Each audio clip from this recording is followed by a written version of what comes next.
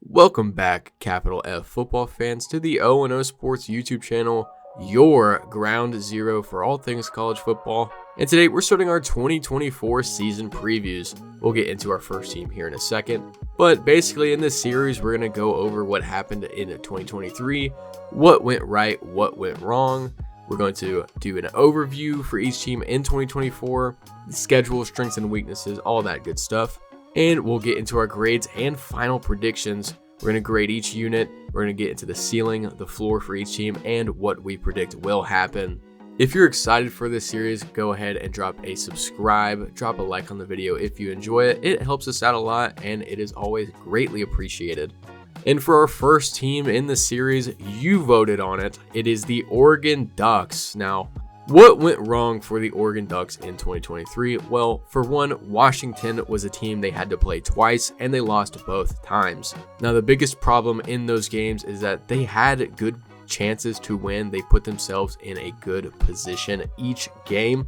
They just couldn't close it out. They lost by 3 points in each of those games. And a big part of that was the special teams. They couldn't make a field goal to save their lives, it seemed, last year. And that really hurt them in the long run. They lost both of those games. Those were the only two games they lost. They had a great year outside of that, but Washington, it seemed, was their kryptonite last season. Another thing was penalties. They averaged 7 penalties a game, which was tied for 113th nationally, and 63.7 penalty yards per game, which was tied for 122nd. Those two things were big areas of concern. Of course, you can't really help that Washington was a national championship appearing team last year. They were just very, very talented. Can't really help that, but the penalties for sure need to be checked, and they need to be fixed if they want to have a better 2024 season. And what went right? Their dynamic offense really proved how good they were each week. The quarterback, Bo Nix, could throw and run, and he was a Heisman caliber quarterback. Most of us know that, but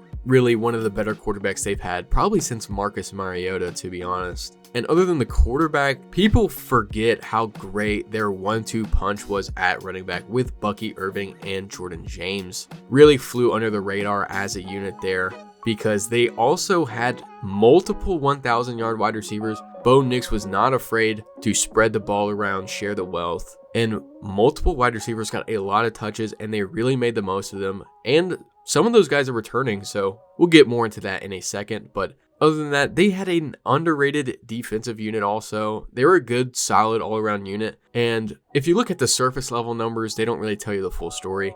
The passing yards per game looked like an area of concern, but if you consider the quantity versus the quality of those yards, per game they averaged 228.5 passing yards allowed, which was tied for 65th, not what you want to see. But that most likely had to do with the fact that the Pac-12 was a very pass-heavy conference overall, because they only gave up 6.3 yards per pass attempt, which was 10th in the country. So their passing defense was pretty legit. It just doesn't seem like it when you first look at those stats, but a pretty underrated, solid unit all around. And last, for what went right, the scoring margin was a big win there for Oregon last year. The average scoring margin was plus 24.2, which was second in the country, only to the national championship winning Michigan Wolverines. They were blowing teams out last year. Their only 2 losses were by 3 points to Washington twice. And other than that, they really didn't have much competition to go against. And that was 2023, but what about 2024? In 2024, their schedule looks pretty lenient, arguably. They start off with Idaho at home, Boise State at home, and then Oregon State on the road. Then their first bye week, then they travel to UCLA. Then at home versus Michigan State, at home versus Ohio State, on the road versus Purdue, at home versus Illinois, on the road versus Michigan, at home versus Maryland, on the road versus Wisconsin, then their bye, and then at home versus Washington. And you could argue their 2 toughest games are going to be at home in Ohio State and Washington. Michigan will probably be a better team than Washington this year, but considering it is a rivalry game, that game will probably be tough for Oregon either way. Michigan and Wisconsin are going to be their 2 toughest road games, so of course not easy, but honestly not bad either. Honorable mentions, they play Oregon State in week 3. That's a rivalry game. Oregon State's going to be rebuilding, so not too much of a threat there, but you can never really count out rivals in those rivalry games, and I'm glad they're keeping that tradition going. Oregon versus Oregon State is a great matchup every year, and I'm excited to see it. And Boise State's going to be a solid group of 5 team, but they just won't match up against Oregon's firepower. Could be a sneaky, underrated game that early in the season. Boise State might prove to be a lot better than what we thought they would be, but I don't think there's much area of concern there for Oregon. As for their strengths heading into this 2024 season, they can beat you in every way offensively. They added Dillon Gabriel to replace Bo Nix, and it's arguably an upgrade there at quarterback. I mean, Bo Nix was great, but Dillon Gabriel adds a dynamic threat. He can run better than Bo could last year. So they're going to have a dynamic dual threat quarterback who can spread the ball around like they did last year, but he's going to be more of a dual threat than they had last year. The running back room is also going to be really good again this year, and the wide receiver room, let's get into that. The returning production this year is another big strength area there. Those wide receivers, Trayshawn Holden and Tez Johnson, are coming back this season. Terrence Ferguson, the tight end, returns. He was a very good security blanket for Bo Nix there last year. And they add a guy like Evan Stewart, who hasn't really been able to break out this far, but he has 1,500 yard, 10+ touchdown upside with elite ball skills. He was really hindered by that prehistoric Texas A&M offense the past few years, and jumping to Oregon could prove to be what sets him over the edge and has him becoming that Biletnikoff type wide receiver. Do I think that is very likely? Probably not. I mean, that wide receiver room is going to be stacked. They're going to have a lot of options there, which is going to be better for the team, but for Evan Stewart himself, I doubt he'll have that good of a season. It'll probably be really good. I'm not saying it won't. And likewise, the offensive line and run game are looking like they're Big Ten ready. I mean, they've looked worrisome in years past, and they were strengthened by adding guys like Ajani Cornelius and Marcus Harper, who have been anchors on that offensive line. And they return experience in the running back room with guys like Jordan James, who got touches last year, Noah Whittington got touches, and they added a D2 All-American, one of the better running backs in D2, Jay Harris out of Northwestern Missouri State. That room should be pretty good again this year. We'll just have to wait and see on if they really are Big Ten ready. I'm predicting they are.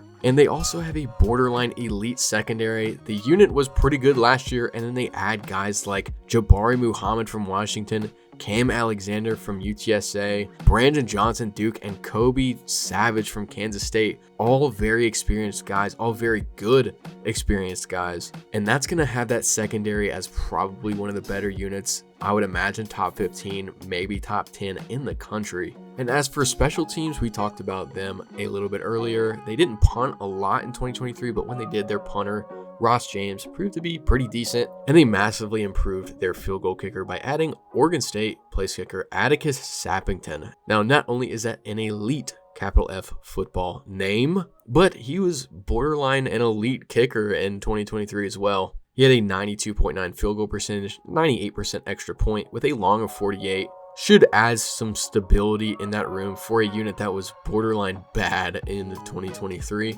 And for their last strength, I mean, this is kind of a cop-out, but it's got to be Dan Lanning. I mean, he's a proven winner. He's gone 22-5 in the first 2 years, and he's showing no signs of slowing down anytime soon. And I think what's done it for Lanning at Oregon is his defensive background. He's helped turn Oregon around defensively because of it and turn that unit into a borderline top 25 caliber defense year in and year out, which you could not really say in years past. And that is going to do it for the strengths. What about weaknesses? And there's really only one weakness, one area of concern for Oregon in 2024, and is the front seven going to be able to show that they can hang in the Big Ten? They face a big hurdle on that jump from the Pac-12 to the Big Ten. In the Pac-12, you could live off of rotating guys, not trying super hard to get to the quarterback, creating pressure because the offensive lines in the Pac-12 don't compare to the Big Ten's offensive lines. And it'll be interesting to see if Lanning can prepare them, if he can get them built up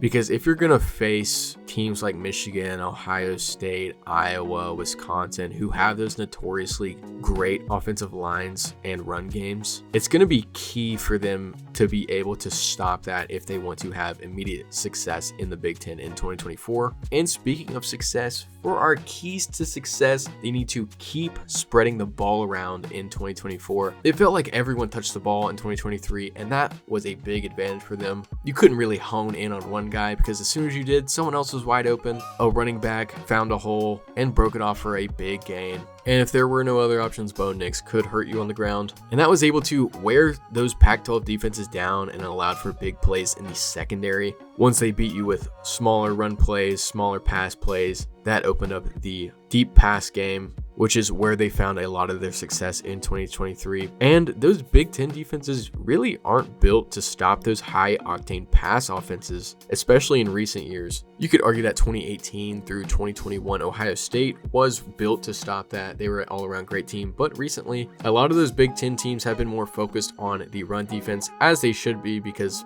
Big Ten offenses usually run through the offensive line and their running backs. And that could prove to be one of the biggest areas of upside if they can take advantage of those Big Ten secondaries. Haven't really seen an offense like Oregon's recently. And likewise for the defense, they're going to have to limit the run by eliminating the pass completely. Their secondary is going to have to take over games, really. And they have the capability to, when you look at those guys, when you look at that unit as a whole, going to be one of the worst secondaries to play against in the country, if I had to imagine. And if they can completely eliminate the pass for an Ohio State, for a Michigan, for a Washington, for a Wisconsin, that's going to make it all the harder to run the ball because you're going to be able to key in on that run. Going to be very, very interesting to see that clash of play style in 2024 in the Big Ten. And for the last key to success, you can't be afraid to lean on special teams. Now, I know how bad they were in 2023, but like we've gone over previously, it has massively improved, especially from a field goal kicking standpoint. You're going to be facing bigger, tougher defenses in the Big Ten without a doubt. And of course, at Oregon, the mantra has been touchdown, touchdown, touchdown, not really worrying about field goals. But Big Ten games aren't usually going to be decided by who has the better wide receivers. I mean, it's going to be one in the trenches, one in the field positioning game, winning by punting, obviously, the Iowa motto. And like I said, missing field goals is part of what lost them those games last year versus Washington. And if you want those losses to turn into wins, especially in the Big Ten, you have to know when to give up, when to punt, play the field position, take the 3 points instead of going for 7, because you're not going to be able to win every single snap in the Big Ten, no matter who you're playing. Like I said, it's going to be very, very interesting to see how those play styles work against each other and how teams have to adjust for Oregon and how Oregon has to adjust for other teams in 2024. And as for the final grades, we're giving the offense a 98.5. No surprise there. They are stacked. The offensive line is really good. The running back room is very good. The wide receiver room is elite. I feel like that's very easy to say, almost inarguable.